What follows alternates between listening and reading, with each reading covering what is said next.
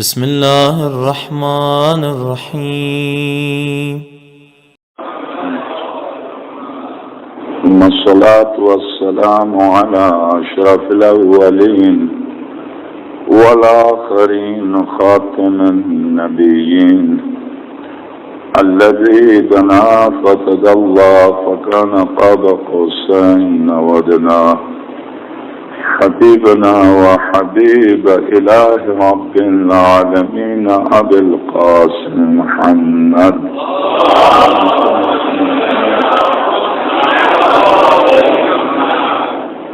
وعلى آله الأطيبين الأطهرين الغر الميامين المحجبين الذين أذهب الله عنهم الرجس وطهرهم تطهيرا.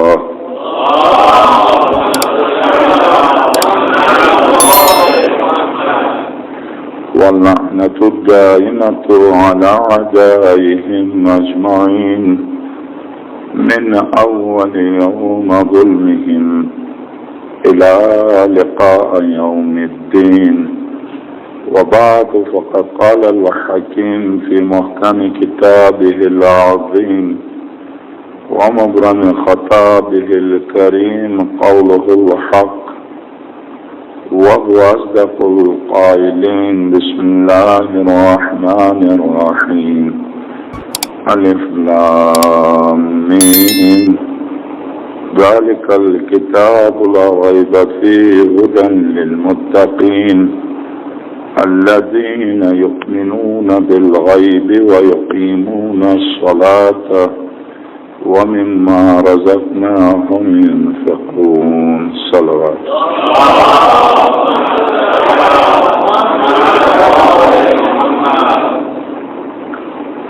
اس اربعین کے عشرے کا جو موضوع دیا گیا ہے، جس پر انشاءاللہ پورے 10 مجالس میں اسی موضوع کے دائرے میں گفتگو ہوگی، وہ ہے بقیت اللہ العظم، نجات دہندہ بشر، جس کی پوری کائنات منتظر ہے، حضرت حجت عجل اللہ تعالی فرج الشریف.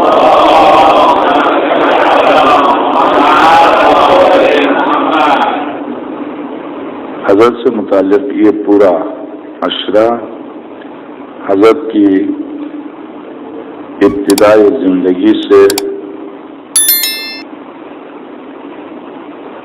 غیبت صغرا، پھر غیبت کبرا، اور پھر ظہور، پھر حضرت کی حکومت، پھر اس کے بعد حضرت کی شہادت، اور اس کے بعد بالکل بھی ایک نیا موضوع ہے جو ہمارے مذہب کی بنیادی اعتقادات میں سے ہے، رجعت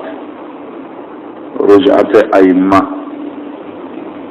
اور سرور کائنات کی واپسی. خیر، اگر کسی مجلس میں ہم اپنے موضوع کو مکمل کر چکے تو شاید رجعت کے سلسلے میں آپ کی خدمت میں ایک مجلس جس کے لیے خاص طور سے شیخ طوسی جو سن 400 ہجری کے مجتہدین میں سے ہیں، ہماری بنیادی 4 کتابوں میں سے 2 کتابوں کے مصنف ہیں، سید مرتضیٰ کے شاگرد ہیں. انہوں نے باقاعدہ کتاب الغیبہ کے نام سے کتاب لکھی ہے، جس میں 500 روایات کو یکجا کیا ہے، اور اس میں تقریباً 250 روایات رجعت سے متعلق ہیں. رجعت یعنی ائمہ کا لوٹنا، ائمہ کا واپس آنا. خیر، یہ تو آخر کا موضوع ہے. ہماری ان مجالس کے موضوع کے سلسلے میں حضرت کی زندگی پر، حضرت کے وجود مقدس پر کیسے گفتگو ہوگی، اور ہم جس طرح سے گفتگو کریں گے تو ہمارا مواد کن کن کتابوں سے کہاں سے ہوگا، یہ میں چونکہ آپ جانتے ہیں کہ آخری مجلس نتیجے کی ہوتی ہے اور ابتدائی مجلس تمہید کی ہوتی ہے. تمہیدی مجلس میں اپنے موضوعات بھی آپ کی خدمت میں عرض کرتا ہوں. حضرت حجت کے سلسلے میں یہودیوں کا نظریہ، عیسائیوں کا نظریہ، ہندوؤں کا نظریہ، سکھ کا نظریہ، پارسیوں کا نظریہ، اسی طرح سے حضرت کے وجود مقدس سے متعلق اہل اسلام میں سے تمام مکاتب فکر کا، بخاری کا، مسلم کا، مسند احمد ابن حنبل کا، اور اسی طرح سے صحاح ستہ کے علاوہ پھر ہماری اپنی کتابوں کا نظریہ، اور پھر سب سے بڑھ کر یہ کہ کتب آسمانی میں توریت، زبور، انجیل اور قرآن میں حضرت سے متعلق گفتگو، یہ موضوع رہے گا ان مجالس کا۔ اور سب سے اہم اور دلچسپ موضوع یہ رہے گا ان مجالس میں علامات ظہور، ایک یہ دلچسپ ہے، اور دوسرا دلچسپ ترین موضوع مجلس اس موضوع میں اس وقت حضرت کا وجود مقدس کہاں ہے؟ غیبت صرف حضرت کے لیے ہے یا حضرت کی پوری اولاد کے لیے؟ یقیناً آپ کو پتا ہے کہ حضرت آدم کی عمر منبر کے توسط سے ماشاءاللہ سے یہ حقائق اور یہ علمی معلومات سب کو پہنچتے ہیں۔ حضرت آدم کی عمر وفات کے وقت 930 سال تھی۔ 930 سال آدم کی زندگی میں انسانی آبادی کی 40,000 تک پہنچی تھی۔ 930 سال آدم کی زندگی، اور آدم ہی کی زندگی میں انسانی آبادی 40,000 تک پہنچی تھی۔ درست جب 930 سال کے اندر انسان کی آبادی 40,000 تک پہنچی تو حضرت حجت کی غیبت سے اب تک تو تقریباً 1250 سال ہو گئے، یعنی 250 سال آدم کی زندگی سے حضرت حجت کی زندگی زیادہ ہے۔ تو ایسی صورت میں حضرت کی اولاد 40,000 سے زیادہ ہونی چاہیے۔ تو کیا 40,000 پوری 40,000 اولاد پردے غیب میں ہے یا تنہا حضرت حجت کے لیے غیبت ہے؟ اگر تنہا حضرت حجت کے لیے غیبت ہے تو یہ پوری اولاد کہاں ہے؟ حضرت نے شادی کی یقیناً، کیونکہ شادی کے بارے میں قرآن کریم کا صریح حکم ہے وَأَنكِحُوا الْأَيَامَ مِنكُمْ وَالصَّالِحِينَ مِنْ عِبَادِكُمْ وَإِمَائِكُمْ إِن يَكُونُوا فُقَرَاءَ يُغْنِيهِمُ اللَّهُ مِنْ فَضْلِهِ وَاللَّهُ وَاسِعٌ عَلِيمٌ۔ جو کائنات انسانیت کو اصلاح و فلاح کی طرف دعوت دینے والے نمائندے الہی کیسے ہو سکتا کہ وہ خود حکم الہی پر عمل نہ کریں؟ جب حضرت نے شادی کی اور یقیناً کی ہے، حضرت کی اولاد کہاں ہے، حضرت کی اس وقت کی زندگی کی کیفیت کیا ہے، تو یہ دلچسپ ترین موضوع ہے۔ اس موضوع کے سلسلے میں 2 سال پہلے شارجہ میں جو اسی موضوع پر گفتگو ہوئی تھی تو میں نے ایک فلم کا بھی حوالہ دیا تھا جو امریکہ میں بنی ہے برمودا ٹرائنگل کے نام سے، جو کمنٹری فلم ہے، اور اسی طرح سے ایران میں چھپی ہے کتاب جزیرہ خضرا۔ اب تک حضرت حجت کے اوپر قدیم زمانے سے حضرت کی ولادت سے پہلے سے کتابیں لکھنا شروع ہو گئی تھی۔ سب سے پہلی کتاب حضرت حجت کے اوپر سن 230 میں لکھی گئی، اور حضرت کی ولادت کب ہوئی؟ سن 255 میں، یعنی حضرت کی ولادت سے پہلے حضرت کے اوپر کتاب لکھی گئی، اور اس کتاب کا لکھنے والا اہل سنت سے تعلق رکھتا تھا۔ اس کے بعد حضرت حجت کی ولادت کے آس پاس، جیسے بخاری حضرت حجت کی ولادت کے آس پاس کا ہے، اس نے حضرت حجت کے سلسلے میں روایات کو جمع کیا۔ پھر اس کے بعد خطیب بغداد ہے جس نے بشارت الاسلام کے نام سے، یہ سن 600 ہجری کے علماء میں سے اہل سنت کے علماء گن رہا ہوں آپ کی خدمت میں، خطیب بغداد ہے، اس نے سب سے پہلی کتاب جو اور علماء اہل سنت میں لکھی گئی امام مالک کی کتاب تھی موطا۔ اس کے بعد کتابیں لکھنا شروع ہو گئی موطا میں حضرت حجت کے سلسلے میں، اور پھر اس کے بعد بخاری میں، مسلم میں، اس کے بعد مصانیف میں حضرت کے سلسلے میں، بلکہ امام محمد ابن ادریس شافعی کا باقاعدہ ایک کتابچہ حضرت حجت کے سلسلے میں، نعمان ابن ثابت جو ابو حنیفہ کی کنیت سے یاد کیے جاتے ہیں، جو سواد اعظم کے امام ہیں، ان کی نظر میں حضرت حجت کا وجود مقدس، یہ موضوعات ہیں۔ البتہ ان موضوعات میں سے ہم سب سے زیادہ اعتماد کریں گے حضرت امیر کے اس خطبے پر جو حضرت نے اس کائنات کی ابتدا سے لے کے انتہا تک، اس کائنات کی ابتدا کیسے ہوئی اور کن کے ہاتھوں سے یہ زمین بنائی گئی، جو قرآن کریم ارشاد فرماتا ہے کہ میں نے اپنے دونوں ہاتھوں سے اس زمین کو خلق کے، اس کائنات، یہ دونوں ہاتھ کس کے تھے، وہاں سے لے کر یہ زمین کیسے ختم ہوگی، قیامت کیسے برپا ہوگی، وہاں تک حضرت کا خطبہ ہے۔ اور حضرت کے اس خطبے میں عجیب بات یہ ہے کہ حضرت حجت کے اصحاب 313 اصحاب کے نام ہیں، ان کا ایڈریس ہے، ان کے گھروں کا پتہ ہے، ان کے نام ہیں، ان کے آبا و اجداد کے نام ہیں۔ یہ وہ 313 جو حضرت حجت کی پہلی صدا پر مکے سے جب خانہ کعبہ کی دیوار سے ٹیک لگائے، 23 رمضان المبارک جمعے کی صبح کو حجت خدا منجی بشر جب دیوار کعبہ سے ٹیک لگا کے صدا بلند کریں گے زمین و آسمان کے بیچ میں، اور یہ آواز ہر سونے والے، ہر رکوع، ہر سجدے اور ہر بیمار اور ہر تندرست تک اس کی اپنی زبان میں، ہر ایک کے کان تک جب یہ صدا پہنچے گی تو ان میں سے 313 وہ افراد ہیں جب آنکھ کھولیں گے تو اپنے آپ کو مکے میں پائیں گے۔ وہ 313 کون ہیں؟ ان کے آبا و اجداد کے نام، ان کے باقاعدہ قبیلے کا نام، ان کے گھر کے پتے کہ کہاں کہاں سے ہوں گے، محلے کے نام۔ یہ وہ خطبہ ہے تقریباً 11 سال پہلے اسی امام بارگاہ میں مجلس پڑھنے آیا تھا، پہلی بار دبئی میں 11 یا 12 سال پہلے۔ تو یہ خطبہ ایک تو مجھے ایران سے ملا تھا، ایک یہیں سے ملا تھا حسین زہرا کے دروازے سے، خطبۃ البیان کے نام سے۔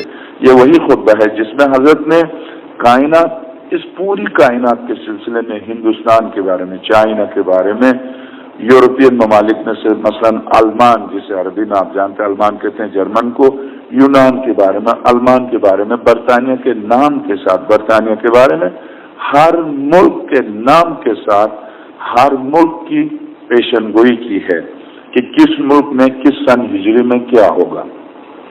اس خطبے کے 3 حصے ہیں۔ ایک حصہ حجت خدا کی ولادت سے پہلے سے لے کر آدم اور آدم سے بہت پہلے تک، اس کا ایک حصہ حضرت حجت کی ولادت سے لے کر غیبت تک، اس کا دوسرا حصہ، تیسرا حصہ حضرت حجت کے ظہور سے لے کر قیامت تک۔ یہ 3 حصے ہیں اس خطبے کے، اور حضرت امیر کی زندگی کا آخری خطبہ تھا۔ بطور امانت حضرت نے یہ فرمایا کہ پیغمبر اکرم نے یہ خطبہ مجھے بطور امانت میرے سپرد کیا ہے اور مجھے وصیت کی ہے، یا علی زندگی کے آخری ایام میں جاتے وقت یہ خطبہ میری امانت ہے، میری امت کی سپرد کیجیے گا۔ غالباً شہادت سے پہلے اسی سال، جس سال حضرت 21 رمضان 47 ہجری کو شہید ہوئے، اسی ماہ مبارک میں صبح شروع کیا تھا یہ خطبہ ظہر تک، پھر ظہر کی نماز پڑھائی، پھر خطبہ شروع کیا، پھر عصر تک، پھر عصر کی نماز پڑھائی، اس خطبے کو شروع کیا مغرب تک، مغرب کی نماز پڑھائی، پھر اس خطبے کو شروع کیا عشاء تک۔ عشاء کے بعد یہ خطبہ ختم ہوا، اور یہ پورے دن میں، ایک دن میں، یہ بھی اعجاز امامت ہے، ایک دن میں پوری کائنات کی ابتدا سے لے کے انتہا تک انقلابات دنیا کا خلاصہ پیش کیا۔ اور یہی وہ خطبہ ہے جس میں یہ جنگ جو ہوئی ابھی ایران عراق کی، اس کی پوری تفصیلات ہیں۔ عجیب بات یہ ہے کہ تہران سے کتنے گولے گریں گے، بغداد سے کتنے گولے گریں گے، نہر ہرمز پر کس طرح سے خونریزی ہوگی، کتنے سمندری جہاز غرق ہوں گے، اور فوج کہاں۔ یہی وہ خطبہ ہے جس میں حضرت ارشاد فرماتے ہیں، میں اس خطبے کے ٹکڑے ٹکڑے مختلف کتابوں میں نقل کیے گئے ہیں، کیونکہ یہ خطبہ نہج البلاغہ نہیں ہے، بذات خود ایک نہج البلاغہ ہے، یہ الگ سے ایک کتاب ہے۔ اس میں حضرت فرماتے ہیں، میں دیکھ رہا ہوں عراق کی سرزمین میں ہاتھی کے سونٹ کا لباس، خرطوم کا لفظ استعمال کیا، خرطوم الفیل، ہاتھی کا سونٹ کا لباس پہنے ہوئے فوج داخل ہوئی ہے، اور عراق میں بھی وہی شخص زندہ رہے گا جو وہی لباس پہنے جو ہاتھی کے سونٹ کا۔ عجب ہے، حضرت نے اس وقت یہ ارشاد فرمایا تھا کہ ہاتھی کے سونٹ کا لباس پہنی ہوئی فوج، سرخ رنگ اور سرخ چمڑی اور نیلی آنکھوں والی، جب سرزمین عراق میں داخل ہو، اور جب سرخ رنگ والوں کی طرف سے کہیں سرخ رنگ والوں کا نام ہے اور کہیں اہل مغرب کے نام سے یاد کیا حضرت نے. اہل مغرب جب حملہ کریں تو اس وقت ان کے سواریوں کے پیر بطخ کے پیروں کی طرح ہوں گے, ریت اور پانی کے اوپر چلتے ہوں گے, اور اسی طرح سے ان کی فوج کا لباس ہاتھی کے خرطوم کا لباس ہوگا.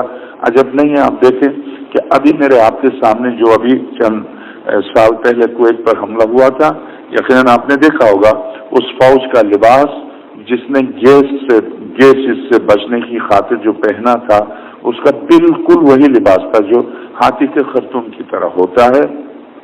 اور عراق کے سلسلے میں حضرت نے فرمایا, اے کوفہ کتنے مصائب تیرے اوپر آنے والے ہیں. اور خاص طور سے جنگ جمل کے خاتمے کے بعد جامع بصرہ میں جب حضرت نے خطبہ دیا تھا, یہ خطبہ اس وقت نہج البلاغہ میں بھی ہے, یہ خطبہ جس کا میں حوالہ دے رہا ہوں, خطبہ نمبر 101, آپ جا کے مطالعہ کر سکتے ہیں اس خطبے کا. اے بصرہ میں دیکھ رہا ہوں سوائے جامع بصرہ کے, جامع بصرہ کو میں دیکھ رہا ہوں سمندر میں تیرتے ہوئے بطخ کی طرح, اور باقی بصرہ پورا بصرہ پانی میں سمندر میں تیرتے ہوئے بطخ کی مانند نظر آتا ہے. آپ وہ ایک فلم بنی ہے پرواز در شب, رات میں پرواز, اگر اس کو لے کر آپ دیکھیں تو آپ کو پتا چلے گا کہ حضرت امیر نے جو ارشاد فرمایا تھا کہ میں دیکھ رہا ہوں اے بصرہ تجھے بطخ کی طرح, تیرتے ہوئے بطخ کی طرح, کیونکہ صدام نے جو تالاب بنائے تھے اس کے اندر بجلی دوڑائی تھی, یہاں سے فوج داخل نہ ہونے پائے, جہاز سے گزرنے والے کو بالکل بطخ کی طرح نظر آتا تھا بصرہ, کہ جیسے پانی کے اوپر بطخ تیر رہا ہو. تو یہ حضرت کی یہ ساری پیشن گوئیاں چونکہ علامات ظہور سے متعلق, جیسے یہی خطبہ جس کا ابتدائی جملہ میں آج ہی آپ کی خدمت میں پیش کرتا ہوں, یہ خطبہ شیخ مفید کی کتاب ارشاد جو انگلش میں بھی چھپی ہے اور عربی اور فارسی میں بھی ہے, شیخ عباس قمی کی کتاب منتہی الاعمال جو فارسی میں ہے, اور اردو میں بھی اس کا ترجمہ ملتا ہے احسن المقال کے نام سے, جہاں سے اب میں خطبہ پیش کروں گا مجلسی کی کتاب مہدی موعود بہاء الانوار کا 13واں جز, جہاں سے اب جو خطبہ میں آپ کی خدمت میں پیش کروں گا اس کے صرف ابتدائی اقتباسات, وہ پورا خطبہ میں نے ابھی شارجہ میں اس خطبے کو پیش کیا تھا, وہ بھی کسی گھر کی مجلس میں. ہاں, اس خطبے کے 2 جملوں پر آج ہماری گفتگو ہوگی, ورنہ حضرت کے وجود مقدس سے متعلق گفتگو, کل کی گفتگو اور پرسوں کی گفتگو حضرت کے وجود مقدس اور حضرت کی رہائش سے متعلق کی کہاں رہائش ہے, مکے میں, قطر میں, یا برمودا ٹرائنگل جو کہ میامی کے قریب ہے, جہاں سے اب تک کوئی جہاز نہیں گزرتا. اور عجیب بات یہ ہے, اس برمودا ٹرائنگل کی عجیب بات یہ ہے, یہ امریکنوں کے نزدیک, یعنی امریکن نے جو فلم بنائی ہے اس میں آپ دیکھنے کی جو بات ہے وہ یہ کہ جہاز 20 منٹ کے فاصلے میں اس ٹرائنگل کو جب طے کرتا ہے اس میں داخل ہوتا ہے, اور وہاں سے نکلنے میں 20 منٹ لگتے ہیں. وہ 20 منٹ ٹائم میں حساب نہیں ہوتا. عجب یہ ہے, وہ 20 منٹ ٹائم میں حساب نہیں ہوتا. پہلی عجیب بات. دوسری عجیب بات یہ ہے کہ جو جہاز جاتا ہے, ہوائی جہاز, سمندری جہاز اور ہوائی جہاز دونوں جب یہ جاتے ہیں تو ہوائی جہاز فضا میں روک دیا جاتا ہے, باقاعدہ رک جاتا ہے, جیسے کسٹم ہو رہا ہو, رک جاتا ہے اور جہاز یوں ہلتا ہے. اور اس تقریباً 20 جہازوں کے غرق ہونے کے بعد اب ممنوع ہے کہ وہاں سے کوئی ہوائی جہاز نہیں گزرتا. امریکہ نے باقاعدہ اپنی ایئر فورس کے ساتھ حملہ کیا, 50 جہاز اس کے ڈوب گئے, کوئی زندہ واپس پلٹ کے نہیں آیا. اور اس نے پوری کوشش کی یہ معلوم کرے کہ اس برمودا ٹرائنگل میں ہے کیا. جاپان, امریکہ, برٹش, جرمنی اور کینیڈا نے مل کے سائنسدانوں کی ایک ٹیم بنائی, اس ٹیم کو بھیجا, وہ برمودا ٹرائنگل کے قریب گئے, واپس آئے, آگے نہیں جا سکے, کہا ہم آگے نہیں جا سکتے. جو ہوائی جہاز گزرتا ہے نیچے سے ایک ہری روشنی آتی ہے, جیسے ایکس رے مشین کی روشنی, وہ روشنی جب جہاز پر پڑتی ہے تو وہ جہاز پائلٹ کو کچھ نظر نہیں آتا, جہاز کے سارے آلات بیکار ہو جاتے ہیں, یہاں تک کہ جہاز کی جو سوئی گھومتی ہے اور میٹر جو گھومتا وہ بالکل ساکت ہو جاتا ہے, اور پھر ایسا لگتا ہے جیسے کوئی آ کے کسٹم کر رہا ہے. اگر چاہا تو اسے چھوڑ دیا, معاف کر دیا, اور اگر نہیں چاہا تو وہ جہاز غرق ہو گیا.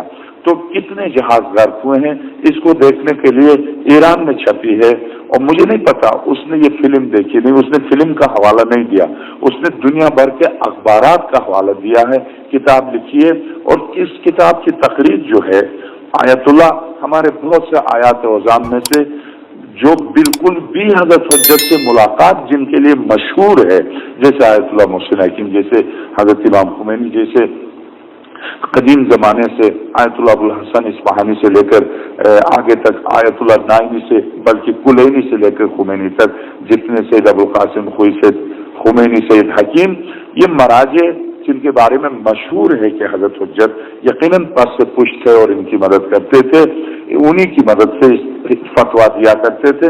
اسی طرح سے شیخ مفید ہے، سید مرتضیٰ ہے، قدیم علماء اور قدیم مجتہدین میں سے احمد مقدس اردبیلی ہیں جو سن 600 اور 700 ہجری کے علماء میں سے۔ اسی طرح سے اس وقت جو تقریباً 4-5 سال 8 سال ہو گئے انتقال کیے ہوئے، آپ میں سے تقریباً سارے اہل علم جانتے ہیں آیت اللہ مراشی نجفی، جن کے بارے میں مشہور تھا حضرت سے ملاقات کے سلسلے میں، بلکہ طلبہ قم کے درمیان بہت مشہور تھا، حضرت حجت سے خط و کتابت تک کے سلسلے میں بہت مشہور تھے۔ ان آیت اللہ کی حضرت آیت اللہ مراشی نجفی کی تقریر ہے اس کتاب کے اوپر، جو کتاب حجت الاسلام شیخ فضیلت الشیخ حجت الاسلام قم کے مشہور طالب علم نے لکھی، اور پھر آیت اللہ مراشی کی خدمت میں پیش کیا تو انہوں نے کتاب کی تصدیق کی اور کہا کہ یہ 100% صحیح ہے، اور اس کتاب میں ایک ایک لفظ صحیح ہے۔ سن 500 ہجری میں ایک عالم دین نے جا کر برمودا ٹرائنگل میں حضرت حجت کے بیٹے کے بیٹے کے بیٹے سید شمس الدین سے ملاقات کی تھی، اور باقاعدہ ان سے فقہی مسائل معلوم کیے تھے۔ یہ حضرت حجت کے پوتے تھے، جن سے، چونکہ حضرت حجت کے پوتے جن کا نام سید شمس الدین ہے، ان سے باقاعدہ اسی برمودا، اسی جزیرے میں جا کر ایک عالم دین جو شام میں تعلیم حاصل کرتے تھے، انہوں نے جا کر، اصل میں ایران مازندران کے رہنے والے تھے، انہوں نے جا کر حضرت حجت سے ملاقات کی تھی۔ ملاقات کے بعد واپس آ کر 40 دن کے بعد واپس آ کر انہوں نے ایک کتاب لکھی، اس کتاب کا نام تھا رسالہ شمسیہ، سید شمس الدین کے نام کی مناسبت سے رسالہ شمسیہ، اور اس رسالے پر حضرت آیت اللہ خوئی نے اس رسالے کی تصدیق کی، حضرت آیت اللہ باقر صدر نے اس رسالے کی تصدیق کی۔ یہ جدید علماء میں سے، قدیم تھوڑے سے پہلے کے علماء میں سے علامہ حر عاملی، الامام حر عاملی، جن کی کتاب وسائل الشیعہ ہے، جن سے آج مجتہدین مراجع کرام اجتہاد کرتے ہیں، ان کی کتاب وسائل الشیعہ ہے۔ اس جل قدر عالم نے اس کتاب کی تصدیق کی کہ ہاں یہ مستند ہے۔ آیت اللہ نائینی، جنہوں نے اسی کتابچے کی بنیاد پر نماز جمعہ کے سلسلے میں فتوا دیا، یہی کتابچہ مراجع نے طول تاریخ میں، ہاں ایک دو نے اس پر اعتراض کیا ہے، مراجع نے نہیں، تقریباً اجتہاد کے قریب جو پہنچے تھے انہوں نے اس پر اعتراض ضرور کیا ہے۔ ہمارے اس وقت زمانے کے علماء نے بھی اس کتابچے پر اعتراض ضرور کیا ہے، اس اعتراض کا بھی تفصیل سے جواب دیا جائے گا، مگر مجموعی طور پر بہت بڑے مجلسی نے، علامہ مجلسی نے اس رسالے کو الگ سے بحار الانوار کا ایک الگ جز قرار دے کر جزیرۃ الخضراء نامی کتاب پہلی بار مجلسی نے باقاعدہ اس سفر نامے کو بھی ساتھ کر کے ایک کتاب لکھی جس کا نام تھا جزیرہ خضراء۔ تو یہ ہماری ان مجالس کا موضوع رہے گا۔ اب اس موضوع سے متعلق اس خطبے کی سند اور اس خطبے کی اہمیت کے پیش نظر کہ اس خطبے کے ٹکڑے ٹکڑے مختلف کتابوں میں ملیں گے، جیسے بحار الانوار میں بکھرا ہوا ملے گا وہ خطبہ، اور اسے یکجا کر کے ابھی بحرین میں وہ کتابچہ چھپا تھا اور یہیں دبئی میں ملتا تھا وہ کتابچہ خطبۃ البیان کے نام سے، جہاں ابتدا سے لے کے انتہا تک اتفاق کی بات ہے کہ یہ خطبہ اہل سنت کے علماء کے توسط سے ہم تک پہنچا ہے۔ اس بنا پر بعض علماء اس کو زیادہ مستند نہیں سمجھتے، مگر حقیقت یہی ہے کہ اس خطبے کے حوالے سے تہران کے جمعے کی نمازوں میں بھی اس خطبے کے حوالے سے گفتگو ہوتی رہی ہے۔ ایسا نہیں ہے. ظاہر ہے کہ بعض علماء کے پاس اگر قابل اعتراض ہے تو اسے غیر مستند پوری طرح قرار نہیں دیا جا سکتا، اس لیے کہ اس خطبے میں عجائبات میں سے اسی خطبے میں یہ پیشن گوئی ہے کہ آنٹینا کے سلسلے میں، ٹی وی کے سلسلے میں، وی سی آر کے سلسلے میں، ٹیپ ریکارڈ کے سلسلے میں اسی خطبے کی پیشن گوئی ہے، اسی خطبے کا یہ جملہ ہے. حضرت ارشاد فرماتے ہیں اذا صاح الناقوس وقبس القابوس وتكلم الجاموس واذا انار النار بنصيبين واضطربت البصر وخرج الحرقل من قسطنطينية واذا امات الناس الصلاة واضاعوا الامانة واستحلوا الكذب واكلوا الربا واخذوا الرشا وشيدوا البنيان وباعوا الدين بالدنيا واستعملوا الصفاء وشاوروا النساء وقطعوا الارحام وتبعوا الاهواء واستخفوا بالدماء وكان الحلم ضعفا والظلم فخرا وكانت الامراء فجر والوزراء ظلم والعرفاء خون والقراء فسق وظهرت الشهادات الزور واستعلن الفجور وقول الاثم والبهتان وحليت المصاحف وزخرفت المساجد وطويلت المنائر واكرم الاشرار وازدحمت الصفوف واختلفت الاهواء ونقضت العقود واقترب الموعود وشارك النساء ازواجهن في التجاره حرصا على الدنيا وعلت اصوات الفساق واستمع منهم وتشبه النساء بالرجال والرجال بالنساء وتفقهوا لغير الدين وركبوا ذوات الفروج السروج. یہ معصوم کے علاوہ کون کہہ سکتا ہے؟ یہ 1400 سال پہلے. وركبوا ذوات الفروج السروج وتفقهوا لغير الدين فإذا وقعت هذه الواقعات فتوقعوا عند ذلك ظہور متکلم موسیٰ من الشجرۃ علی الطور. یہ معصوم کے علاوہ کوئی نہیں کہہ سکتا. اس پورے خطبے کو آپ رد نہیں کر سکتے. آپ غور تو کیجئے. اذا انار النار بنصیبین اذا صاح الناقوس، اس وقت میرے قائم ظہور فرمائیں گے جب آسمان سے گرجدار آوازیں آئیں گی. واذا انار النار وعجب العجائب انار النار بنصیبین. نصیبین عراق اور شام کے بیچ میں اس شہر کا نام ہے جس شہر سے آل رسول گزارے گئے، اسیران آل محمد گزارے گئے. یہ تیل کا شہر ہے. موصل کے بعد کرکوک اور موصل کے بیچ میں تیل نکلتا. کوئی آپ سوچ بھی سکتے ہیں کہ قدیم زمانے میں کسی پورے شہر پر آگ لگتی ہو. پورے شہر پر کیسے آگ لگ سکتی ہے؟ ایک گھر تو جل سکتا ہے، ایک محلہ تو جل سکتا ہے. حضرت فرماتے ہیں میرے قائم کی علامات ظہور میں سے ایک علامت ہے کہ اذا انار النار بنصیبین، جب نصیبین شہر، پورا شہر چاروں طرف سے آگ لگے گی، جل جائے گا. تو اس وقت تو لوگ سمجھ بھی نہیں سکتے تھے کہ ایک پورا شہر جل جائے گا، کیونکہ یہ تیل کا شہر ہے. اور جب ایران سے بمباری ہوئی اس تیل کے شہر پر تو تیل بہنے لگا اور پورا شہر ایک مرتبہ جل گیا. اور پوری طرح ابھی اسی جنگ میں، ایران عراق جنگ میں، یہ علامت پوری ہو چکی. اور اس خطبے میں جو کچھ اس ٹکڑے میں آیا ہے، اس ٹکڑے میں تو جو کچھ حضرت نے فرمایا ایک ایک لفظ پورا ہو چکا ہے. اذا انار النار بنصیبین واضطربت البصرہ، بصرے کی آبادی مسترب ہو جائے گی. آپ کو پتا کویت کے ساتھ جنگ کی صورت میں امریکہ نے 50,000 زندہ دفنا دیے تھے. واضطربت البصرہ، بصرہ مسترب ہوگا. تو یہ معصوم کے علاوہ کون کہہ سکتا ہے؟ غور تو کیجیے حضرت کے جملے اذا امات الناس الصلاۃ واضاعوا الامانۃ واستحلوا الکذب. یہ جملے تو بہت بعد میں آئیں گے، بہت بعد میں ان کا ترجمہ آپ کی خدمت میں عرض کروں گا. مگر ورکبوا ذوات الفروج السروج، میرے قائم کے علامات ظہور میں سے ایک علامت یہ کہ لوگ ایسی سواریوں پر سوار ہوں گے جن کے آگے بھی روشنی ہوگی، پیچھے بھی روشنی ہوگی، اور زندگی کی پوری ضروریات پور ہوں گی. تو اس گاڑی کے بارے میں اس سے بہتر تعبیر کیا ہو سکتی ہے؟ کار کے بارے میں، بس کے بارے میں، یہ جو آگے اور پیچھے روشنی ہے اور زندگی کی ساری ضروریات، گھر کی طرح انسان اپنی زندگی کی ضروریات کو رکھ کے سفر کرتا. یہ معصوم کے علاوہ کون کہہ سکتا ہے؟ جس کے سامنے مستقبل ماضی کی طرح ہو اور ماضی حال کی طرح ہو وہی بتا سکتا ہے.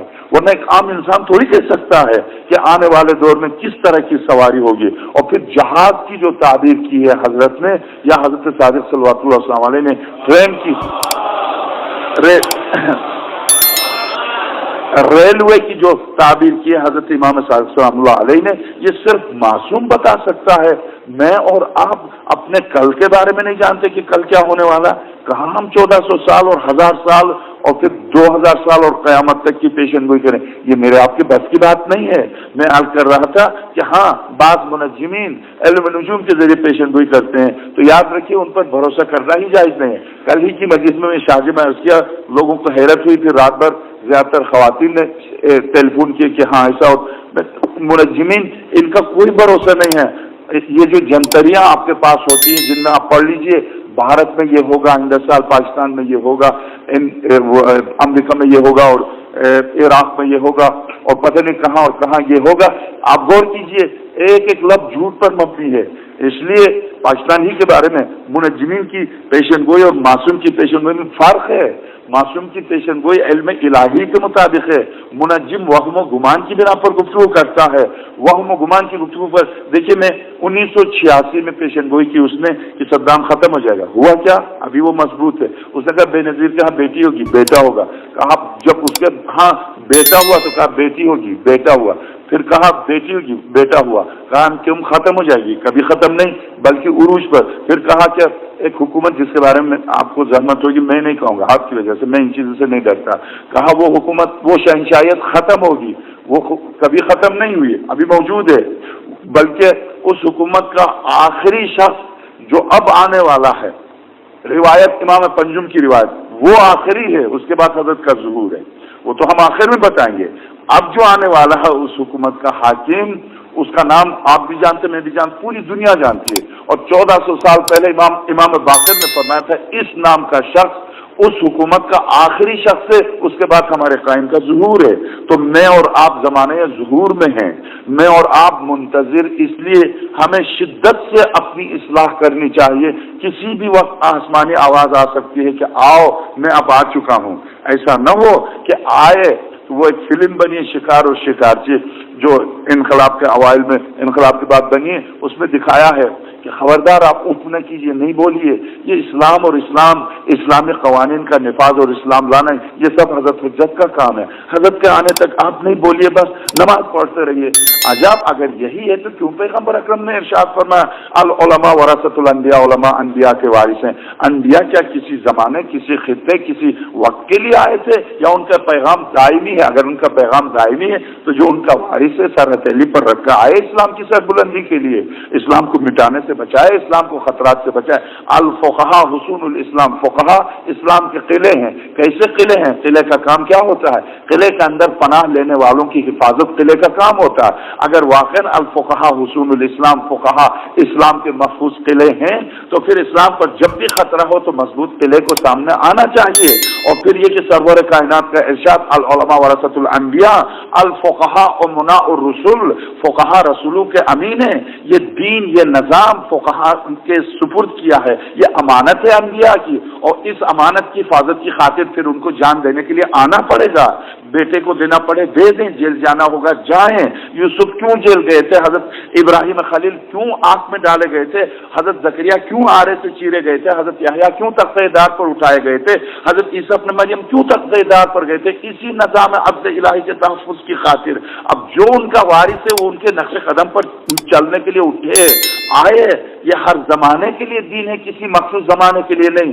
جب امیر المومنین ہیں تو پھر ہم اسلام پر عمل کریں گے، نہیں ہے تو نہیں. صرف نماز پڑھ لیجیے، روزہ رکھیے. باقی اگر کوئی دکاندار بےمانی کرتا کرنے دیجیے، مولوی اگر بےمانی کرتا کرنے دیجیے، وہ وکیل اگر بدماشی کرتا کرنے دیجیے. نہیں، اسلام ہر دور کے لیے، ہر فرد کے لیے، ہر زمانے کے لیے آیا. یہ اور بات ہے کہ اسلام کا درد سمجھنے، اس کے درد تک پہنچنے کے لیے صرف معصوم تھے. معصوم کے علاوہ اس کے درد تک پہنچنے کے لیے ہاں طول تاریخ میں باقر الصدر کیوں شہید ہوئے؟ آگرہ میں جس سید ذی القدر کی قبر ہے وہ کیوں ہندوستان میں جا کے شہید ہوئے تھے؟ سید نور اللہ شستری. اسی طرح سے شہید اول شہید ثانی ہے. اسی طرح سے اعلی حکیم کو دیکھیے پورا دروازہ بند ہو گیا اعلی حکیم کا. 70 کے قریب افراد شہید ہو گئے. کیوں شہید ہو گئے؟ وہ یہ سمجھتے تھے. باقر الصدر ان کی مظلومہ بہن السیدانی کو دیکھیے کیوں شہید؟ اس لیے یہ اپنی ذمہ داری سمجھتے ہیں. سید الشہداء کے نقش قدم پر چلتے ہوئے اسلام اگر خطرے میں ہے تو اس کو بچانے کے لیے اٹھے ہیں. خواہ ان کی بہنیں شہید ہو جائیں. آخر زینب سے بڑی تو نہیں ہے یہ، علی کی بیٹیوں سے زیادہ قیمتی تو نہیں ہے. چلی جائیں.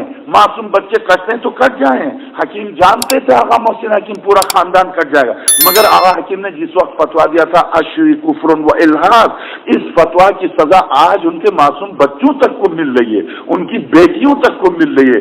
بغداد کی جیل اور کربلا کی جیلوں میں حکیم کی بیٹیاں، فاطمہ زہرا کی بیٹیاں ہیں، یہ علی کی بیٹیاں. تو میں عرض کروں کہ حجت خدا، تو وہ ایک بنی ہے فلم کے ایک شخص کہا جاتا ہے چلیے اٹھیے اسلام کی خاطر، تو کہتے نہیں حضرت حجت کا انتظار کر رہا ہوں. حضرت ظاہر ہو گئے، حضرت آ گئے. اس فلم میں یہ دکھایا کہ حضرت کا ظہور ہو گیا، آ گئے. تو اب اس سے کہتے ہیں تو بڑی شدت سے منتظر تھا، حضرت آ گئے، اب چلا.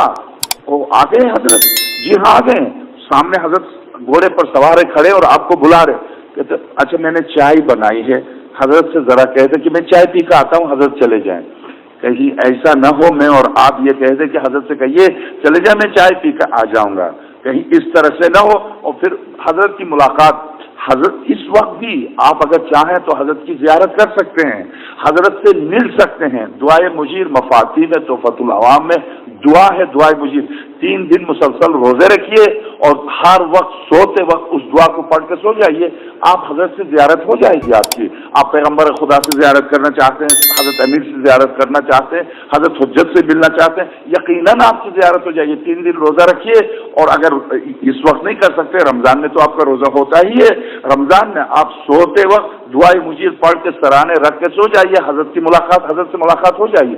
پھر پوچھ لیجئے حضرت سے کہ میری ذمہ داری کیا ہے، میرا وظیفہ کیا ہے. میری ذمہ داری صرف یہ ہے کہ آپ کا انتظار کروں، ہاتھ پر ہاتھ دھرے منتظر فردا رہوں، یا میری کوئی ذمہ داری ہے کہ آپ کے لیے راہ ہموار کرنے کے لیے. پھر حضرت خود بتا دیں گے. ہو سکتا ہے کہ ہماری زبان میں اثر نہ ہو، ہم ظاہر ہے کہ معصوم کی زبان اور غیر معصوم کی زبان میں فرق ہے، مگر میں عرض کروں کہ ہاں ایک ملاقات یعنی حضرت سے ملاقات اس وقت بھی جب چاہیں آپ حضرت سے ملاقات کر سکتے ہیں. بحرین کا واقعہ یقیناً آپ کے سامنے ہوگا. بحرین میں اتنے مومنین نہیں تھے جو اس وقت مومنین کی آبادی ہے. بحرین میں مومنین کیسے ہوئے، کہاں سے ہوئے، کس طرح سے. تو میں تمہیدی گفتگو کے طور پر یہ واقعہ عرض کر کے اپنی گفتگو کو سمیٹتا ہوں کہ بحرین کا واقعہ ثمرات الحیات بحال الانوار مجلسی کتاب، ان بحرین کا واقعہ تقریباً 400 سال پہلے یعنی مجلسی سن 1000 سے لے کے 1100 تک کے بیچ کے علماء میں سے علامہ مجلسی رحمۃ اللہ علیہ لکھتے ہیں کہ بحرین میں تشیع کیسے پھیلا، وہاں کیسے مومنین پیدا ہوئے. ایک مختصر سے 3 یا 4 گھر تھے، اس سے زیادہ گھر نہیں تھے مومنین کے. یہ آئے کہاں سے؟ کہتے ہیں کہ ایک بادشاہ تھا اور اس کا وزیر بہت سخت تھا، شدید تھا، خارجی تھا، خوارج کی نسل سے تعلق رکھتا تھا. اس نے بادشاہ سے شکایت کی کہ یہاں ایک مکتبہ فکر ہے جو اسلام کا نام لیتا ہے، جس کا اسلام سے کوئی واسطہ ہی نہیں ہے، یہ لوگ کافر ہیں، مشرک ہیں. وہی قدیم جو آج دیواروں پر لکھا جاتا ہے ہمارے خلاف، وہی قدیم سلسلہ. یہ مشرک ہیں، یہ کافر ہے، ان کو آپ پابندی لگا دیجیے، ان سے کہیے بلا کر کہ یہ یا دلیل پیش کرے یا پھر. بادشاہ نے کہا مجھے حکومت سے غرض ہے، کسی کے مذہب سے کوئی غرض نہیں ہے. مذہب کا تعلق انسان کی انفرادی زندگی سے ہے، اجتماعی زندگی میں میرے قوانین کی پابندی کر رہے ہیں، بس مجھے ان کے مذہب سے. تو اس نے زور دیا دیکھیے اکثریت یہاں ناراض ہو رہی ہے آپ سے. تو انہوں نے کہا بھائی تم اپنے اتفاق سے وہ بھی مسلمان نہیں تھا جس کی حکومت تھی. اس نے کہا تم اپنے مذہب کی حقانیت پر کوئی بات لے آؤ تو پھر ہم اس سلسلے میں بات کرتے ہیں. اس نے کیا کیا، انار کا باغ تھا، انار جب بن رہے تھے تو 2 قالب بنائے. قالب بنا کر ان قالب کے مٹی کے قالب تھے، ان کے اندر لکھا کہ فلاں ابن فلاں سرور کائنات کے وسیع و جانشین، ان کے بعد فلاں ہے، ان کے بعد فلاں ہے، ان کے بعد فلاں ہے، اور ان کے بعد علی بن ابی طالب پیغمبر کی جانشین ہے. مٹی کے قالب میں لکھا اور لکھ کے اس نے انار جب بن رہے تھے تو اس قالب کو بند کیا. بند کرنے کے بعد جب انار بنتے بنتے اس قالب میں پور ہو گیا تو اس وقت ظاہر ہے کہ فطری طور پر جو قالب میں لکھے گئے تھے وہ نام آ گئے انار کے اوپر. جب وہ انار کے اوپر آ گئے تو گویا قلم قدرت سے لکھا ہوا نام آ گیا کہ یہ دیکھیے قلم قدرت سے لکھا ہوا. میں دعا مانگ رہا تھا، جیسے اصحاب کہف کا واقعہ کہ اصحاب کہف 309 سال کے بعد کیوں زندہ ہوئے تھے؟ اس لیے کہ ایک مومن دعا مانگ رہا تھا کہ اس قوم کو سمجھانے کے لیے کہ آخرت میں پروردگار تو مردوں کو زندہ کرے گا، کوئی نشانی ان کو بتا دے. یہ صرف آخرت کے بارے میں یہ منکر ہیں. تو اسی طرح سے یہ بیچارہ کہہ رہا میں دعا مانگ رہا تھا کہ ہمارے مذہب کی حقانیت کے لیے پروردگار کوئی ایسی دلیل، کوئی ایسا ثبوت دے تاکہ میں بادشاہ کے ساتھ. دیکھیے بادشاہ میں نے دعا مانگی اور یہ ہوا. بادشاہ نے انار کو دیکھا، کہا واقعی یہ تو قلم قدرت سے لکھا ہوا. ظاہر ہے جب آپ کھدائی کریں گے چھری سے یا کسی اور آلے سے تو وہ کھد جائے گا، وہ تو پتہ چل جائے گا. میں یہ تو قالب سے آیا ہوا قلم قدرت کی طرح آیا. تو اس نے یہ کہ بادشاہ کے سامنے پیش کیا دیا. بادشاہ نے کہا بلایا. احمد اس کا نام تھا، جو میری طرح ایک معمولی سا طالب علم تھا. کوئی بہت بڑا عالم نہیں تھا، وہ اس کو بلایا اور جتنے مومنین تھے ان کو بلا کر انار کو سامنے رکھ کے بادشاہ نے کہا دیکھو یا تو اس کا جواب لے آؤ یا پھر میری مملکت میں ایک ہی مذہب ہوگا اور ایک ہی مذہب کو قبول کرو اگر میری مملکت میں رہنا ہے۔ تو اب بیچارے پریشان، قرآن سے، روایات سے، فلسفہ منطق کی کوئی گفتگو ہو تو انسان دلائل سے علمی گفتگو کرے، بھائی انار کے سلسلے میں آپ کیا گفتگو کر سکتے ہیں؟ کوئی علمی گفتگو نہیں کر سکتے، یہ ایک عجیب بات ہے۔ تو اب یہ بیچارے بے بس تھے، انہوں نے کہا کہ اچھا آپ 3 دن دے دیجئے، 3 دن کے بعد ہم 3 دن کی مہلت دیں، 3 دن کے بعد ہم اس کا جواب لے آتے ہیں۔ تو علامہ مرسی لکھتے ہیں کہ 3 دن کی مہلت مانگی، یہ سمجھے کہ 3 دن سے پہلے ہماری ملاقات ہو ہی نہیں سکتے اس محافظ مذہب سے جو کہ اصل ذمہ دار ہے، وہ 3 دن کے بعد شاید مل جائیں ہم سے۔ تو یہ سوچ کر انہوں نے 3 دن کی مہلت مانگی، پلٹ کے آئے، اور جب پلٹ کے آئے ایک دن پہلی رات کو جو متقی اور پرہیزگار تھے ان کو بھیجا، دیکھو جاؤ پوری رات رو کے فریاد کرو، اے فرزند زہرا یہ ہم تو آپ کے نوکر ہیں، یہ مذہب آپ کی ذمہ داری ہے، ہم تو صرف آپ کے خادم ہیں، اب مذہب پر وقت آ گیا ہے، آپ اس کے محافظ ہیں، آپ آگے بڑھیے، اس کی حفاظت کیجیے، روئیے جا کے صحرا پر سمندر کے کنارے جا کر، حضرت آئیں گے مدد کریں گے۔ یہ آئے رات بھر روئے، کچھ نہیں، کوئی نہیں آیا۔ دوسری رات کو دوسرے کچھ متقی اور پرہیزگار قسم کے افراد گئے، روتے رہے، کچھ بھی نہیں ہوا۔ تیسری شب کو یہ طالب علم جو دینی طالب علم مقامی مذہبی خدمات انجام دیتا تھا، یہ خود گیا، اور جب یہ جا رہا تھا، ابھی دریا کے کنارے سمندر کے کنارے جا رہا تھا، اندھیری رات کے سامنے سے سوار آیا، کہا احمد کہاں جا رہے ہو؟ تو انہوں نے کہا وہ یہ سمجھے کہ کوئی آشنا ہوگا، کوئی جاننے والا کہیں سے آ رہا ہوگا، اب میں کسی کام سے جا رہا ہوں، آپ چلے جائیں۔ بھائی کس کام سے جا رہا ہوں مجھے بھی بتاؤ۔ کہا میں جس کام سے جا رہا ہوں وہ بہت اہم ہے، آپ اپنے کام سے چلے جائیں، مجھے چھوڑ دیں۔ کہا تم کس کے پاس جا رہے ہو، کیوں جا رہے ہو، مجھے بتاؤ تو صحیح۔ تو اب اسے شک ہوا، کہا کہ اگر واقعاً میں کس کام کے لیے جا رہا ہوں، کس کے پاس جا رہا ہوں، آپ جاننا چاہتے ہیں تو اگر آپ میری مشکل حل کرنے والے آپ ہیں تو آپ جانتے ہیں میں کیوں جا رہا ہوں، اور اگر آپ وہ نہیں ہیں تو آپ چلے جائیں، مجھے اپنے کام پر جانے دیجیے۔ کہا ہاں شاباش ہو، اس حد تک تو تمہارا اعتقاد صحیح ہے کہ آپ اگر جاننے والے ہیں تو آپ خود جانتے ہیں، اس حد تک تو آپ کا اعتقاد صحیح ہے، مگر یہ آپ نے ان سے 3 دن کیوں مہلت مانگی؟ کیا آپ یہ سمجھتے ہیں کہ آپ کی تکلیف کے وقت میں 3 دن کے بعد آتا؟ اس وقت کیوں نہیں کہا ابھی موقع دیجیے، میں باہر نکل کے ابھی جواب لے آتا ہوں، باہر نکل کے تم مجھے پکارتے استغاثہ کہتے میں اسی وقت آتا، تم نے 3 دن مانگے تھے اس لیے میں 3 دن کے بعد آیا ہوں۔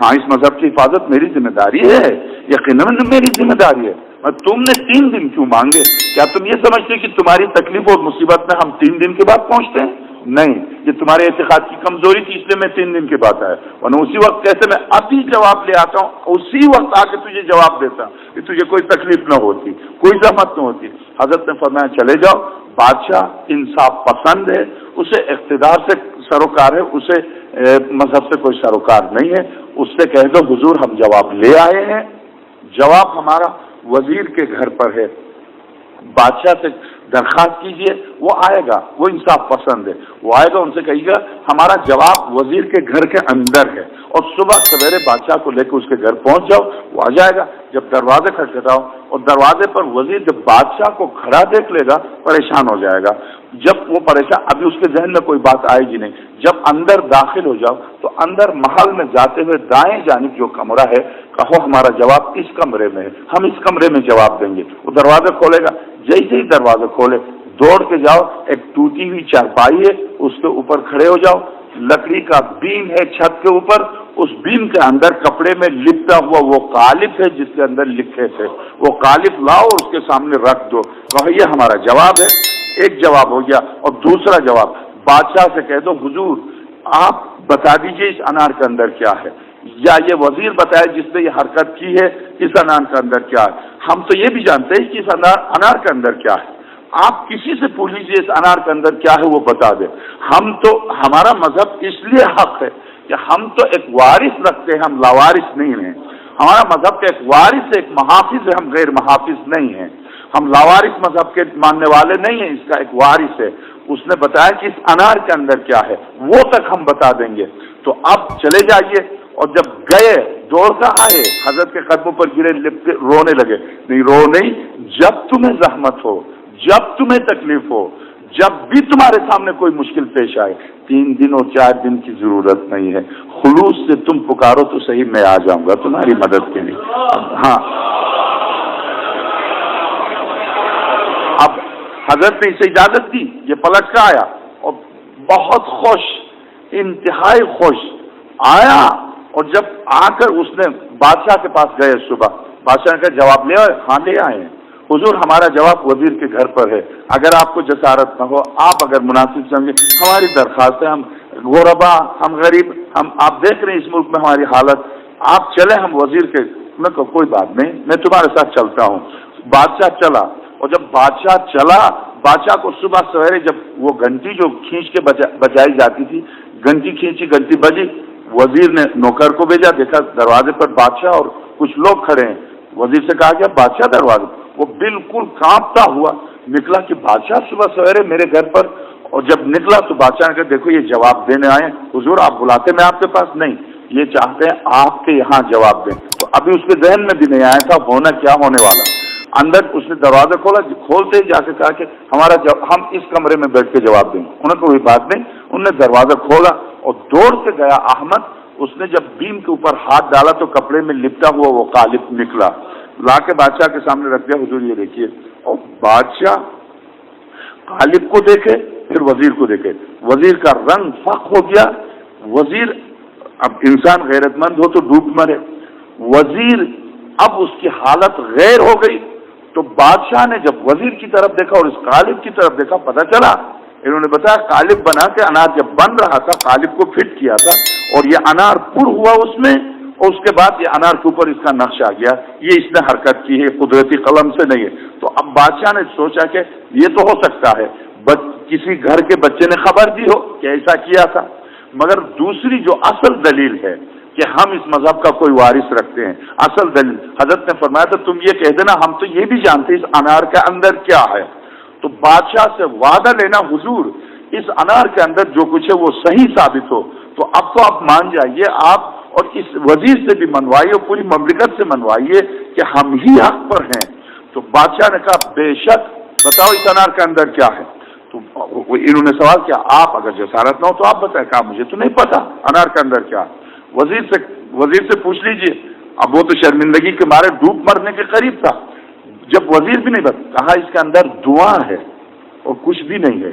ظاہر ہے جب پھل بنتا ہے تو 4 چیزوں سے مرکب ہوتا ہے، زمین، ہوا، پانی اور روشنی، ان میں سے کوئی بھی ایک چیز نہیں ملتی ہے تو وہ پھل ناقص ہو جاتا ہے، خاص طور سے پھل کو روشنی نہ ملے وہ سڑ جاتا ہے، تو روشنی تو ملی نہیں تھی قالب کی وجہ سے، اندر سڑ گیا تھا، اور سڑنے کے بعد اس میں دھواں ہو گیا تھا۔ تو انہوں نے کہا اس کے اندر دعا ہے، کہا انار اس کے اندر دعا، جی ہاں کاٹیے۔ اور حضرت نے فرمایا تھا جس نے یہ حرکت کی ہے بادشاہ سے کہیے وزیر سے کہے کہ وہ کاٹے، اس نے کہا تھا دعا نکلا، یہ وزیر قدرت کی سزا تھی، وزیر اندھا ہوا۔ اس بادشاہ کے حکم پر کہ جب تک میری حکومت ہے بحرین میں ایک مکتب ایک مذہب ہوگا، اس کے حکم پر پوری مملکت بدل گئی، جس طرح سے ایران علامہ ہلی کے مناظرے کے بعد ایران بدلا تھا، اسی طرح سے وہ پوری مملکت، اس وجہ سے بحرین میں 80% مومنین کی آبادی ہے، اس کی وجہ یہ ہے حضرت حجت کی وجہ سے، حضرت کی ہدایت کی بنا پر۔ تو میں عرض کروں کہ یہ صرف آئندہ گفتگو کی جھلک کے لیے میں نے تمہیدی گفتگو کی، معاف کیجیے گا، کیونکہ ٹھیک 10 بجے مجھے حسین زہرا میں ممبر پر بیٹھنا، اور پھر مصائب کی شبیں ہیں اور چہل اربعین کے دن ہیں، تو مصائب کے سلسلے میں بھی میں صرف حضرت حجت کے پڑے ہوئے مصائب آپ کی خدمت میں عرض کروں گا۔ آپ کو پتا ہے حضرت حجت کی طرف منسوب ہے، مفاتیح کے آخر میں دیکھیے حاشیے کے اوپر زیارت ناحیہ قدسیہ۔ یہ زیارت ناحیہ قدسیہ کیا ہے؟ یہ زیارت ناحیہ قدسیہ کس زیارت کا نام ہے؟ یہ وہ زیارت ہے جو ہر شب جمعہ حجت خدا جب حرم حضرت ابا عبداللہ الحسین میں داخل ہوتے ہیں تو وہی زیارت پڑھتے ہیں۔ حضرت حجت جو زیارت پڑھتے ہیں کربلا میں داخل ہوتے ہوئے، اس زیارت کا نام ہے زیارت ناحیہ قدسیہ۔ میں اس زیارت سے 2 جملے پڑھتا ہوں۔ اس زیارت میں کیا جملے ہیں؟ جب حرم میں داخل ہوتے ہیں تو بارگاہ سید الشہداء کے دروازے پر کھڑے ہو کر میرے بارو امام کہتے ہیں سلام ہو میرے اس مظلوم بابا پر جس کی شہادت کی خبر دینے کے لیے اہل حرم کو کوئی انسان نہیں تھا، گھوڑے نے آ کے خبر دی۔ بس میں اسی جملے پر اکتفا کرتا ہوں، گھوڑے نے آ کے خبر دی، سلام ہو میرے اس مظلوم بابا پر۔ بس ارباب عزا صرف واقع کربلا سے متعلق، کیونکہ حضرت حجت پر گفتگو ہو رہی ہے، حضرت حجت ہی کے اس جملے پر گفتگو کروں گا میں۔ مسائل بھی اسی حوالے سے عجب ہے، اس گھوڑے کی وفاداری کو دیکھیے۔ ذوالجناح، چونکہ حضرت حجت نے ذوالجناح کا نام لیا ہے، اور ایسا وفادار گھوڑا کہ حضرت کی شہادت کے بعد جب اہل حرم کے پاس آیا، یہ ہنہنایا، اس نے آواز بلند کی۔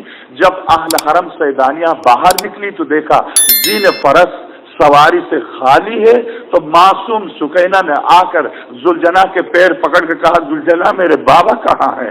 بس ارباب عزا دو جملے کہہ دوں، یہی معصومہ اور ذوالجناح کے اوپر جب سید الشہداء میدان کی طرف جا رہے تھے، علامہ مجلسی رحمۃ اللہ علیہ بحار انوار کا 28واں جز لکھ رہے تھے، کربلا میں تھے، 40 کی زیارت کے لیے کربلا گئے تھے، اور کربلا میں 28واں جز لکھ رہے تھے۔ خواب میں شہزادی کونین خاتون جنت کو خواب میں دیکھا، زہرائے مرضیہ فرماتی ہے، مجلسی تو نے ہماری بڑی خدمت کی ہے، مگر تو نے ایک تھوڑی سی غلطی کی ہے شہزادی، میری خطا، میں تو آپ کا خادم ہوں۔ ہاں مجلسی، تو نے بے شک تو ہمارا خادم ہے، تم ہماری خدمت کی ہے، مگر میرے حسین کے مصائب تو نے پورے نہیں لکھے۔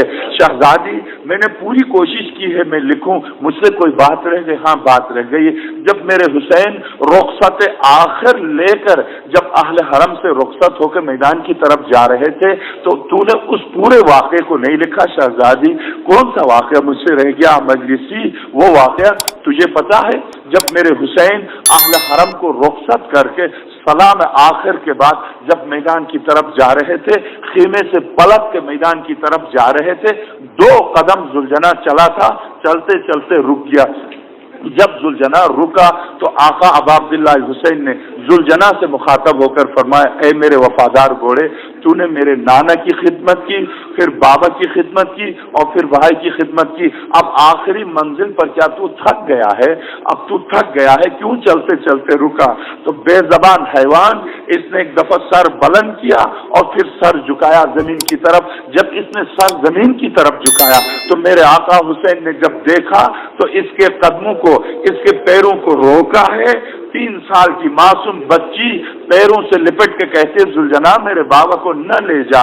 میرے آقا اترے گھوڑے سے، سواری سے اترے، شہزادی کو زانوں پر بٹھایا، دست شفقت سر پر رکھا، کہا بیٹے ابھی تمہیں رخصت کر کے آیا تھا، تم کیوں آئی ہو؟ تو 3 سال کی معصوم بچی کہتی ہے، بابا خدا کی قسم پانی نہیں مانگوں گی بابا، چاچا گئے تھے پانی لینے کے لیے نہیں آئے، بھائی گئے تھے پانی لینے نہیں آئے، بابا میں قسم کھاتی ہوں پانی نہیں مانگوں گی، آپ نہ جائیے بابا۔ بیٹے ابھی تم سے سمجھا کے آیا تھا، ہاں دوبارہ شہزادی کو سمجھا کے لا کے شہزادی زینب کے حوالے کیا۔ حضرت سید الشہداء نے جو وصیت کی، ان وصیتوں میں سے ایک وصیت یہ تھی کہ بہن تکلیفوں میں بد دعا نہ دیجیے گا، اور پھر شب نماز میں مجھے نہ بھولیے گا، اور میری اس پیاری بیٹی کو یاد رکھیے گا، اس لیے کہ میرے سینے پر سو کے پلی ہے، یہ بڑی ناز سے پلی ہے۔ بہن سکینہ، مجھے وہی گھر پسند تھا جہاں سکینہ ہوا کرتی تھی، میرے بعد میری اس بچی کا خیال رکھیے۔ عجب ہے یہ معصومہ جس کی خاطر، اسی معصومہ کی خاطر کبھی تو میدان کربلا میں مولا امیر المومنین نظر آتے ہیں، کبھی شام راہ شام پر زہرا نظر آتی ہے، اور کبھی زندان شام میں زہرا کی آواز آتی ہے۔ یہ وہ معصوم بچی ہے۔ اب کربلا کے واقعات میں حمید ابن مسلم نے مختار کے سامنے بیان کیا، مختار جب اولاد زہرا خیموں میں آگ لگی اور جب زہرا کی اولاد خیموں سے نکل کے صحرا میں منتشر ہو گئی تو میں نے دیکھا ایک معصوم بچی زیادہ کہتی ہوئی نہر علقمہ کی طرف آئی، اور چونکہ اندھیری رات تھی، جب نہر علقمہ کے قریب آئی تو میں چونکہ نہر علقمہ کے قریب لیٹا، جب یہ بچہ میرے قریب آیا تو میں نے دیکھا بچہ سہما ہوا، بچے کے گال سبز ہو چکے ہیں، بچہ سہما ہوا दादा कहता हुआ जब मेरे नजदीक पहुंचा तो मैं जब उठा तो नन्हे से हाथ जोड़े। बच्चे ने कहा, ए अरब, मेरे पास खुदा की कसम कुछ भी नहीं है। तो मैंने कहा, बेटे मैं लूटने के लिए नहीं आया हूँ, मैं दामन की आग बुझाने के लिए आया हूँ। मैंने दामन की आग बुझा दी। तो बच्चे ने हाथ जोड़ के कहा, अरब तूने मुझ पर रहम किया, इतना रहम और कर, मुझे नजफ का रास्ता बता दे। तो मैंने कहा, बेटे नजफ बहुत दूर है और ये सहरा, ये नन्ही सी जान और ये बरहना पेड़, नजफ में तुम्हारा कौन? तो उस बच्चे ने हाथ सीने पर रख के कहा, अरब नजफ मेरे वो दादा हैं जो कायनात की मुश्किलात हल करते हैं, मुझे नजफ का रास्ता बता दे। मैंने कहा, बेटे यही रास्ता नजफ की तरफ जा रहा है, इसी रास्ते पर तू चली जा। मैं इब्न साद की फौज के खौफ से पीछे हटा। अंधेरी रात में बच्चा दादा कहता हुआ नजफ की तरफ चला। बस 2 जुमले, जज़ाकुम रब्बुकुम, आंसू के बीच में दुआ कबूल होती है, आप अपनी हाजत तलब कर सकते हैं। और बेहतरीन मौका है वो मजलिस जिसमें शहजादी कौनैन मौजूद हो, उसमें कैसे दुआ कबूल नहीं होगी। बस अरबाब आजा, जब हमीद कहता है ये मासूम बच्ची नजफ की तरफ चली, एक ही शहजादी थी जिसकी कमर खमीदा हो चुकी थी, जो मासूम बच्चों को जमा कर रही थी। मैंने देखा वो शहजादी पलट के इस बच्ची के पीछे आई। अब ये बच्ची मुझसे 10 या 12 कदम आगे गई थी। मुख्तार, मैंने अजब मंजर देखा, अब तक मेरी समझ में नहीं आया कि वो कौन था। तो मुख्तार ने कहा, कौन था हमीद, क्या बात है? कहते मुख्तार, जब ये बच्ची नजफ की तरफ चली है तो मुझसे 10 या 12 कदम के फासले पर मैंने देखा नजफ की तरफ से एक सवार को आते हुए। जब नजफ की तरफ से एक सवार आया, मैं गौर से देख रहा था, न मालूम ये क्या जुल्म कर जाए इस मासूम बच्ची पर, ये मैं सोच ही रहा था। वो सवार करीब आया, नजदीक आया, नजदीक आके सवारी से उतरा। सवारी से उतरने के बाद मासूमा को जानू पर बिठाया और सीने से लगाया, सर पर हाथ रख के फरमाया, बेटे कहाँ जाओगे? तो मासूमा ने सीने से लिपट के कहा, मैं दादा के पास। तो हमीद कहता है, मुख्तार मैंने अजीब जुमला सुना, आने वाले ने कहा, दादा तुझ पर निसार हो, दादा तुम्हारे पास आया है, तुम दादा के पास कहाँ जाओगे? तो मुझे ताज्जुब था कि वो था कौन जिसने ये कहा दादा तुझ पर निसार हो। मेरी हैरत, अभी तक मेरी हैरत खत्म नहीं हुई। मुख्तार कहता, हाँ हमीद फिर उसके बाद क्या हुआ? तो मुख्तार कहता, हमीद इब्न मुस्लिम कहता है, मुख्तार उसके बाद हुआ ये कि वो शहजादी जो बच्चों को जमा कर रही थी वो आई, उसने हाथ बुलंद किए दुआ देने के लिए, कहा, ऐसा खुदा तुझ पर रहम करे, इस सहरा में आज की रात हम पर रहम करने वाला कोई न था, ये मेरे हुसैन की चहीती बेटी है, मैं इसी की तलाश में आई है, मुझे वापस कर दे। तो एक मर्तबा आने वाले ने बच्ची को जमीन पर रखा, खड़े हो गए और खड़े होने के बाद कहा, ज़ैनब। अब जो शहजादी का नाम लिया तो शहजादी ने अपना रुख बदल के कहा, ऐसा तुझे मेरा नाम कैसे मालूम? तो आने वाले ने कहा, बेटी ज़ैनब। अब जब बेटी कह के पुकारा तो शहजादी ने पलट के देखा, बाबा सामने खड़े, बाएं डाली, कहा, बाबा अब आए हैं जब मैं लुट चुकी, बाबा अब आए हैं जब मेरे हुसैन ज़िबा हो गए।